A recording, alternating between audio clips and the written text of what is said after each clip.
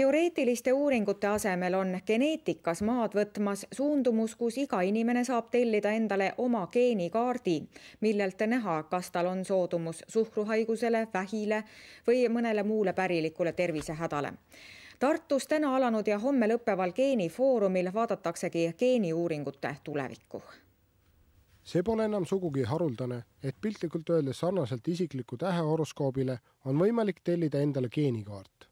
Maailma ühe suurima geenikaartide tootja Ameerika Ühendriikide firma 24andMe teadlane Brian Norton ütleb näiteks oma kogemustele tuginedes, et tänu geenikaardile, mis maksab $400, sai ta teada oma diabeediriskist ning oskab nüüd tänu sellele suhkrusöömist piirata. Some people don't want to know about their genomes. That's definitely true, but I think in our experience we found that people become kind of empowered by finding out about their own genomes. So for example, if you found that you were at high risk for type 2 diabetes, then you could reduce the amount of sugar that you consume, and that can help you.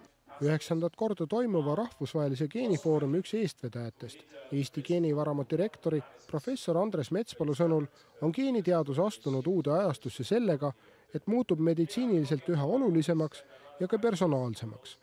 Ta usub, et 5-6 aasta jooksul tekib andmebaas, mida arstid saaksid kasutada patsientide geneetiliste riskide hindamiseks. Selle asemel, et küsida, mis haigusi teie vanaema põdes ja millised haigused olid teie onul või tädil või isal või emal, see peegeldub kõik teie geenikaardis. Ja sealt saab seda vaadata ja palju täpsemalt, kui suguvõsa legendid seda mäletavad. Ent siiski, kas pole hirmutav teada saada raskeid haigusi, mis võivad inimesi ähvardada? Vaadake, me kõik sureme, seda me teame nagu juba hetkel.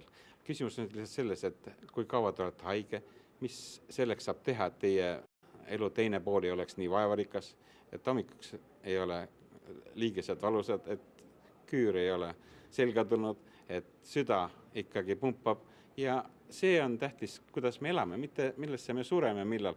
Eesti geenivaramus on hoiul enam kui 36 000 geenidoonori andmed.